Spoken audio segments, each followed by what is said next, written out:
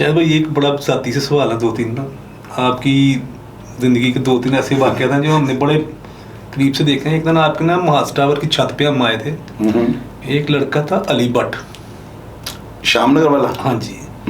तो उसने शायद पता नहीं आपके घर से कोई पैसे वगैरह चुराए थे, इस तरह की बात थी। तो आप 10,000 रुपये उठा लिए। हाँ, तो आपने वो फट्टा था इस पे मुर्दे नलाते हैं, उस पे उसे बंधा हुआ था और वो क्या वाकया था यार, वो भी बताने। हाँ, ये सवाल है, आप ट्रीट करना चाहिए, कर सकते हैं। नहीं, कोई ऐसी बात नहीं।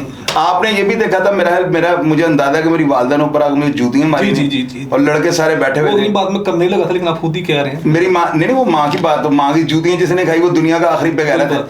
वो आपको याद है कि मेरी माँ ने नीचे दरवाजा खटखटाया कि दरवाजा खोलो, ऊपर की कर रहे हो। जी। मैंने आकर दरवाजा खोला, मेरी वालदा ऊपर आई, उन्होंने कहा कुत्ते दे पुत्रो खसमा नु खाना, चलो थल्ले ना।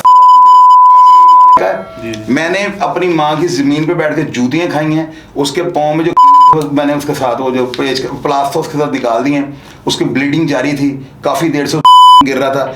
और जो तख्त पोश वाली बात आपने की है ना, फटा नहाने वाले, हमारे आए दिन कत्ल व गारत हो रही थी, तो मैंने कहा यार फटा रोज मुँह आना पड़ता है लोगों ने मुर्दा नहाने के लिए, तो अपने ही ले आओ। तो मैंने घर में रखा हुआ था। असल में हुआ ये था, मैं आपको बताता हूँ। वो जो लड़का था ना, 10,000 रुपये की बात नहीं है, ये आपने बड़ा कुरेदा हुआ सवाल किया, लेकिन मैं आपको इसका भी जवाब दूंगा। वो 10,000 रुपये की बात कतई तौर पे नहीं थी। मेरा जो ड्राइंग रूम था ना, वहाँ पे वेपन पड़े होते, शीएं मेरी पड़ी हुई थी 2। मेरे पास जो ग्लॉक पिस्टल था 45 बोर का, वो पड़ा होता था। मेरे 3 टॉरस के रिवॉल्वर, मेरे डाइवो के 2 जो डबल एक्शन पिस्टल हैं वो पड़े होते थे। 4 मेरे पास सिग के लाइसेंस हैं 9mm के, वो पड़े होते थे। उसके अलावा 2 मेरे पास विंचेस्टर की स्टील की पंप एक्शन थी, वो पड़ी होती थी। एक डाइवो गन थी जिसमें 25 कारतूसों का वो रैपिड मार ब्रस्ट मार दी थी, वो भी पड़ी होती थी। अब इतने वेपन मेरे ड्राइंग रूम में पड़े हुए हैं, अगर एक 10,000 रुपये पड़ा हुआ बंदा लड़का मेरा ही उठा के ले जाएगा, तो उसके बाद तो फिर कोई राइफल भी ले जाएगा, वहां से कोई मेरी और भी कोई चीज उठा लेगा। तो मैंने, चूंकि मैं आपको पहले ये कहता हूँ क्यों मेरा लहजा जो है इन क्रिमिनल्स के बारे में इतना सख्त होता है, मेरी नजर में जो है ना, गलती की सजा जो है ना, सजाए मौत होनी चाहिए। और ये सजाए मौत जो है ना, ये फौरी तौर पे हाथ काटने चाहिए। और मैं दावे से ये बात करता हूँ, अगर हाथ काटने का जो कानून है पाकिस्तान में राइज हो जाए ना, तो आधा पाकिस्तान आपको हाथ कटों वाला नजर आएगा। सही कह रहे हैं। तो मैंने वो अली भट्ट साहब जी उसको लेके आ गया, उसको मैंने ऊपर छत पे ला के जो है ना, उसको मैंने कहा बेटे यार, आपने मेरी हमदर्दी आपके साथ, आपने मेरी बड़ी खिदमत की है, 4-5 साल से आप मेरी बड़ी खिदमत कर रहे हो, तो मैं अब जो ना मैं मजबूर हूँ कि मैंने एक कानून जो है ना, वो शुमाली कोरिया का जो है चीन पॉइंटिंग जो है, मैंने उस तरह का वो मेरा माइंड था, जाहिर है वो होता है बंदे का। अब लाखों रुपए के वहाँ पे वेपन और चीज़ें बड़ी पड़ी हैं, तो बंदा वहाँ पे अगर चोरी कर लेगा, आप उसको छोड़ देंगे, दूसरे क्या तासुर लेंगे। मैंने नाज़रीन जो है ना, फिर मैंने अल्लाह से माफ़ी भी मांगी थी, लेकिन वो लड़का अपनी माँ का जो है ना नाफरमान था, वो अपनी माँ को मारता था। चूँकि मेरे पास ये एक एज था कि वो अपनी माँ को मारता है, माँ को देखे मैं अपनी माँ की जूतियाँ खाता हूँ, मुझे ज्यादा तप उसके ऊपर ये थी, वो अपनी माँ को जूतियां मारता था।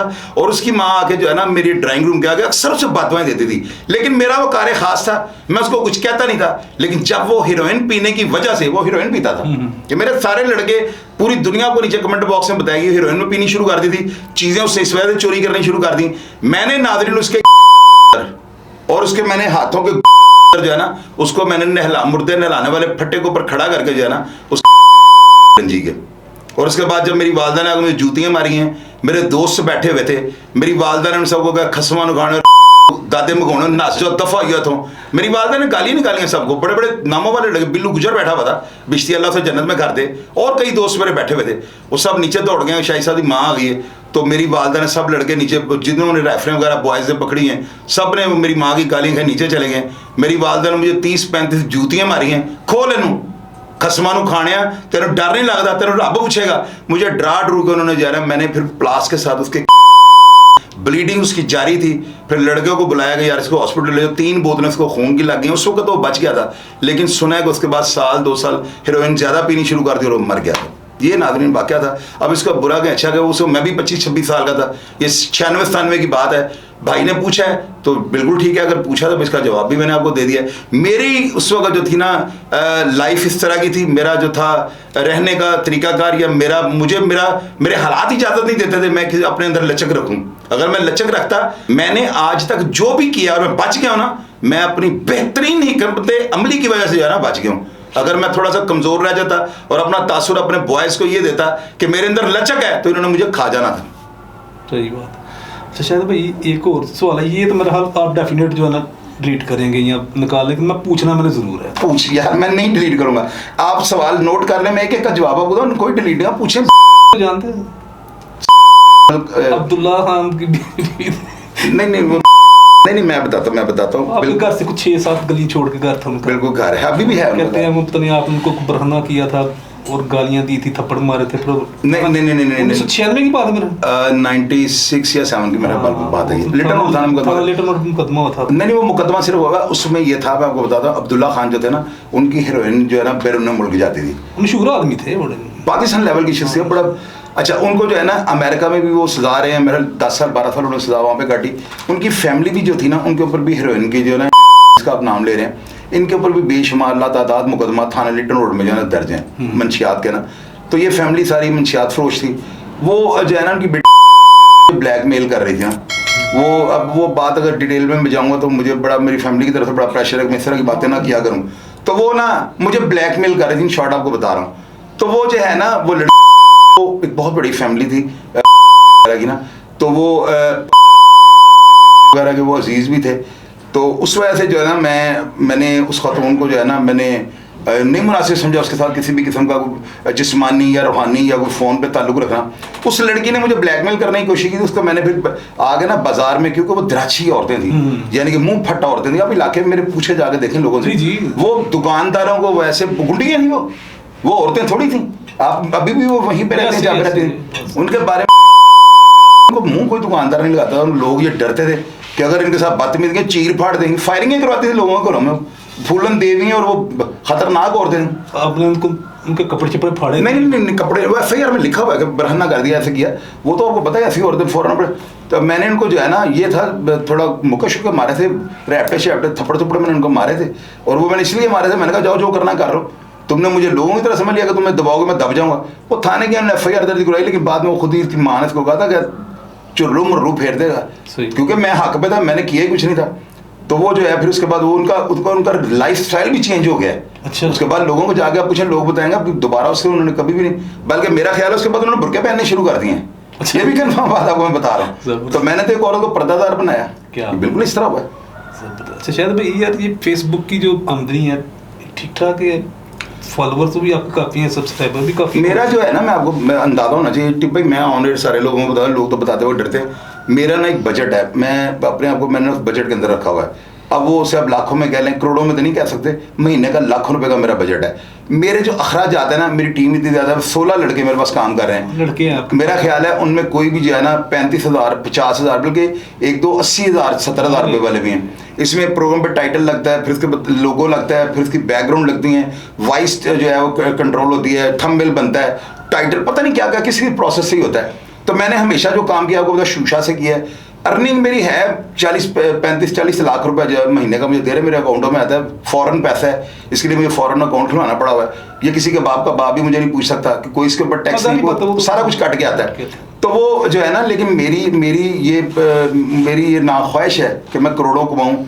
मैंने पैसा बड़ा कमा लिया हुआ है, पैसे की किस उल्लू के कान को जो है ना पैसे की ज़रूरत है, ये ख्वाहिश है मुझे सिर्फ ये है कि यार मैं अपनी आखिरत के लिए मैं दुनिया पर गैर दानिस्ता तौर पे आया था, मुझे भेजा गया है, यहाँ से मैंने दानिस्ता तौर पे जाना है। कुरान में लिखा हुआ है कि हमने मरना है, अच्छे काम करना है तो जन्नत मिलेगी, वरना नहीं मिलनी। मेरी जो दौड़ है ना, मैं ये चाहता हूँ कि यहाँ पे लोग मेरी इज्जत करते हैं। चुपर जी पेट्रोल डलवाता हूँ, पंप वाला जो है नीचे आकर मेरी गाड़ी का तो इतनी इज्जत है, ऊपर जाकर मेरे ऊपर कोई इल्ज़ाम लगाओ कि मैंने फलां जगह पे चोरी की है, मैंने कोई ऐसा गरीब के साथ, ये तो हम आपको जानते चोरी चकारी वाला तो नहीं कोई भी यानी कि काम किया तो ऊपर जाके थोड़ा बहुत क्रिमिनल था, रिकॉर्ड थे आपके सारा कुछ, लेकिन ये अल्हम्दुलिल्लाह भाई ये तो हम पूरे वसूख के साथ और पूरी ईमानदारी के साथ, यानी इसके लिए अगर कुरान उठाना पड़ता है ना, हम उठाने के लिए तैयार हैं।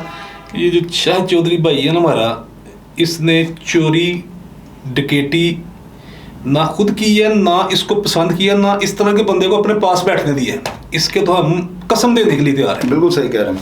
तो वो उसमें ना पता है क्या होता है, ठीक भाई ये सारे मामला होते हैं। मैं अर्निंग लोगों जो करोड़ों रुपए में अभी मैं हूँ नहीं। मेरे चूँकि मैसेज मेरे जो प्रोग्राम्स हैं इनको लोग लिंक के जरिए देखते हैं, लिंक के रेट से सारे यूट्यूब पे सबसे ज़्यादा है, लिंकों पे देखने वाले मेरे इतने मुझे पैसे भेज रही हैं। लेकिन यार मैं देखें मेरी बात सुन, मेरा आइडियल कौन है आपको इस चीज़ का पता है? बताएं आप मेरा आइडियल कौन है, किस बंदे को मैं अपनी ज़िंदगी में फॉलो करता हूँ? मुझे एक ही बंदा पसंद है, अब्दुल सत्तार ईदी।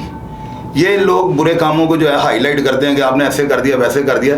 एक दिन आएगा आप लोग कहेंगे कि ये बंदा अपने पैसे का जो इस्तेमाल करता था ना, अल्लाह ताला, आप लोग कहेंगे कि अल्लाह ताला इसको लाजमी जन्नत में भेजेंगे। मेरी सारी जो दौड़ है वो जन्नत की तरफ है। मैं अपने पैसे का गलत इस्तेमाल नहीं करता हूँ। कोई साबित करे मैंने कभी मुजरों पे पैसे फेंके हों, कोई बंदा ये साबित करे कि मैंने किसी भी क्रिमिनल एक्टिविटीज़ के लिए अपने वसाइल को जाने इस्तेमाल किया हो, मैंने हमेशा किसी का भला किया है, अपने पैसे को जायज़ जगह पे इस्तेमाल किया, तो मेरा अल्लाह ताला मेरा रिज़्क कैसे बंद कर सकता है?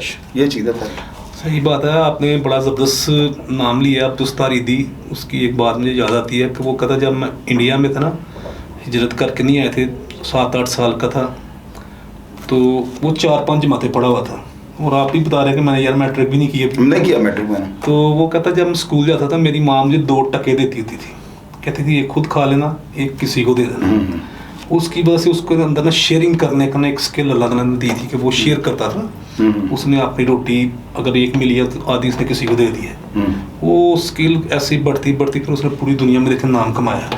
और वो ये स्किल्स आपके अंदर भी मौजूद हैं, ये सारी खूबियाँ अल्लाह ताला ने आपको भी दी हुई हैं इंशाल्लाह। तो ये तो चलो आप कहने वाली बात नहीं आनी यार कि हज़ारों तो नहीं, मैं कहता चलो सैकड़ों गाड़े ऐसे हैं जो आपकी वजह से चल रहे हैं, इसमें हम नहीं जाते, वैसे ही बता रहा हूँ।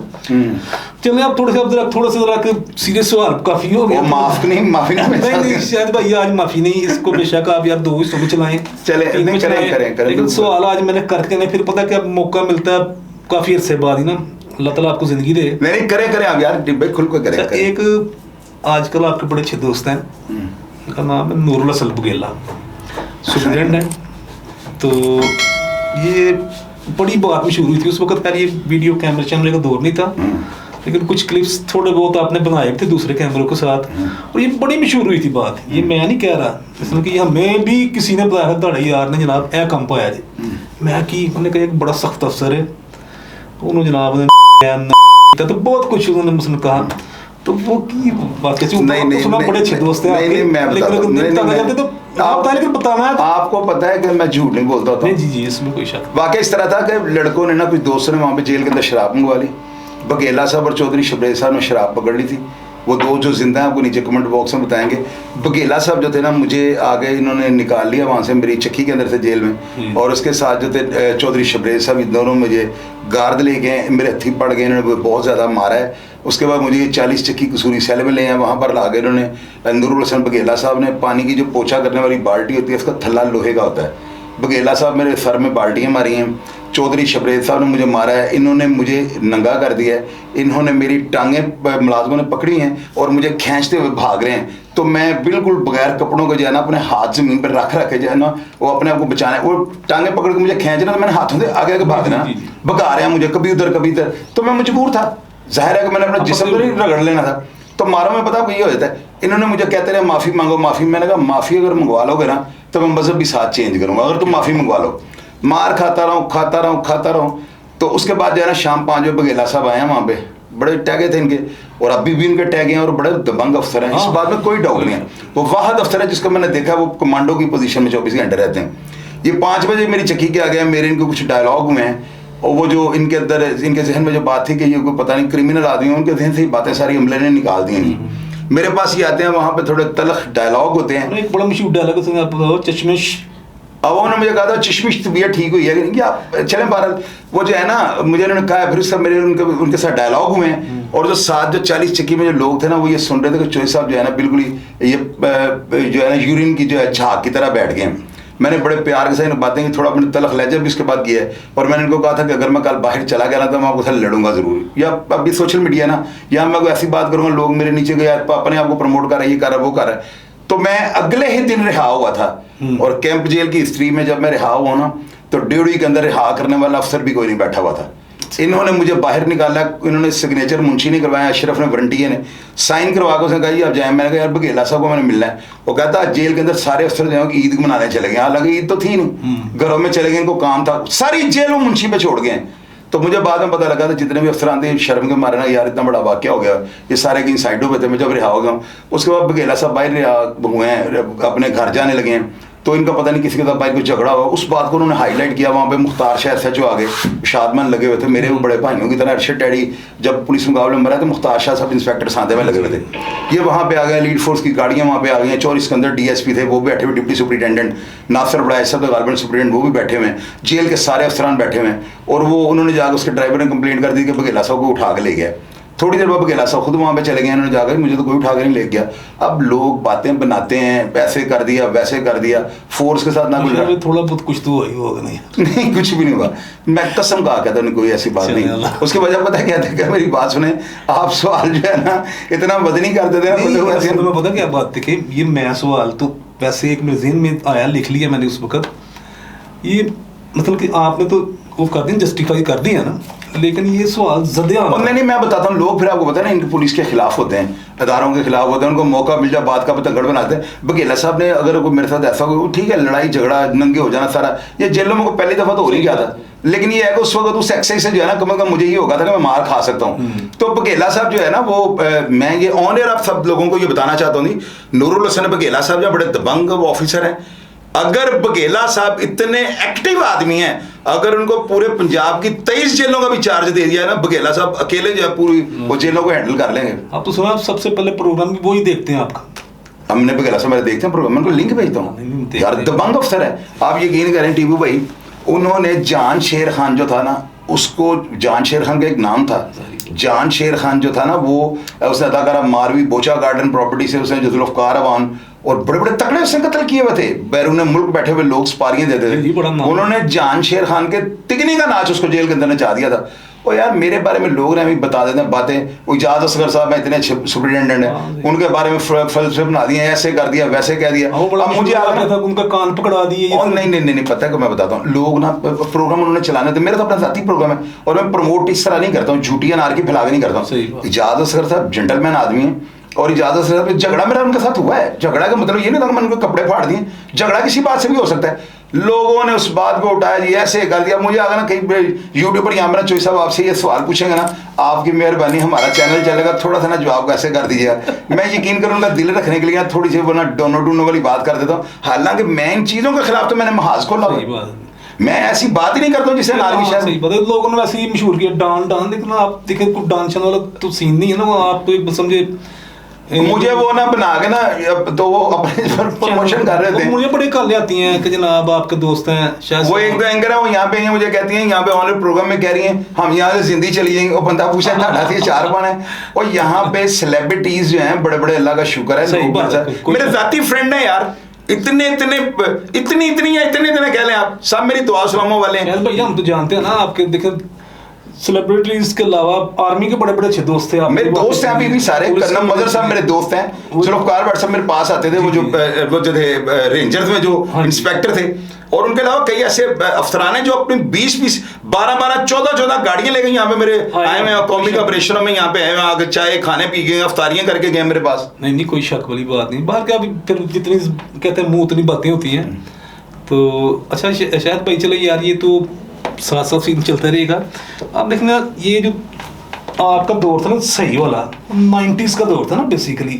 उस वक्त सोशल मीडिया इतना नहीं था ना। उस वक्त अगर सोशल मीडिया होता तो क्या सीन होने थे ना, क्या होना था आप खुद सोचे ना। उस वक्त सोशल मीडिया उस वक्त होता तो मैं लोगों का इस वक्त ना वन मैन शो हीरो ना, जो मैंने मेरी लाइफ में जो ट्रैक्स हुए हैं जो तो ठीक है अब सोशल मीडिया। अब देखिए आप इस फील्ड में आ गए हैं और तकरीबन 3-4 साल से फुल इन है। और आप ये पिछला जो साल गुजरा ना आपका, आपकी जुनूनियत का ये आलम है। मैंने एक दिन आपको फ़ोन किया, मैं शायद भाई यार आप रोज़ प्रोग्राम चढ़ा देते हैं तो यार 1-2 दिन का गैप डालें। आपने कहा यार चाहे कोई भी ना देखे मैं रोज रहना। मैंने अगले महीने से 2 प्रोग्राम एक दिन में करना, सुबह और शाम। आपने कहा मम्मू नहीं इस गल कोई भी, लेकिन उससे यार देखो आपका मतलब ये था ना कि एक दिन अगर लगा के छोड़ दे सब्सक्राइबर बढ़ जाते हैं, व्यूज बढ़ जाते हैं, व्यूअर्स बढ़ते हैं और फिर लोग भी कहते हैं। तो मैंने आपको क्या कहा है, आपने कहा यार चाहे कोई भी ना देखे मैंने रोज 2 चढ़ाने। लेकिन उसका देखें पता नहीं आपकी सोच पॉजिटिव है माशाल्लाह। उससे ये हुआ कि आपके सब्सक्राइबर बढ़े हैं, फॉलोअर बढ़े हैं, लोग ज्यादा आए हैं और प्रोग्राम ज्यादा देखा गया ना। यानी एक प्रोग्राम आपका जो लारस बिश्नोई वाला ना, मेरा ख्याल है को आपको 2-2.5-3 लाख लोगों ने देख लिया बिल्कुल ठीक है ना। और उसको मजीद लोग देखते ही होंगे। तो अब जो ये दौर है देखो 90s का दौर नहीं है, ये 2023-24 चल रहा है। जी, ठीक है। टेक्नोलॉजी का दौर है ना, टेक्नोलॉजी अब ज़्यादा आम है, हर बंदे के मुंह में वो व्हाट्सएप, इंस्टा, फेसबुक जी, जी। चीज़ें चल रही हैं। तो ये एक अच्छी चीज़ है कि आप लर्न कर रहे हैं। मैं देख रहा था आपकी सारी ये जितनी भी टेक्नोलॉजी आपने ली है और जदीद तरीन टेक्नोलॉजी ली है, बहुत पैसा खर्चा है और नए नए सॉफ्टवेयर, आप जो भी कुछ सॉफ्टवेयर आपको बताता है फौरी आप परचेज़ करते हैं और सीखने की भी कोशिश करते हैं। उसमें आपने बताया कि यार मेरी नज़र वीक हो गई है, मैंने 22 घंटे काम किया है जी।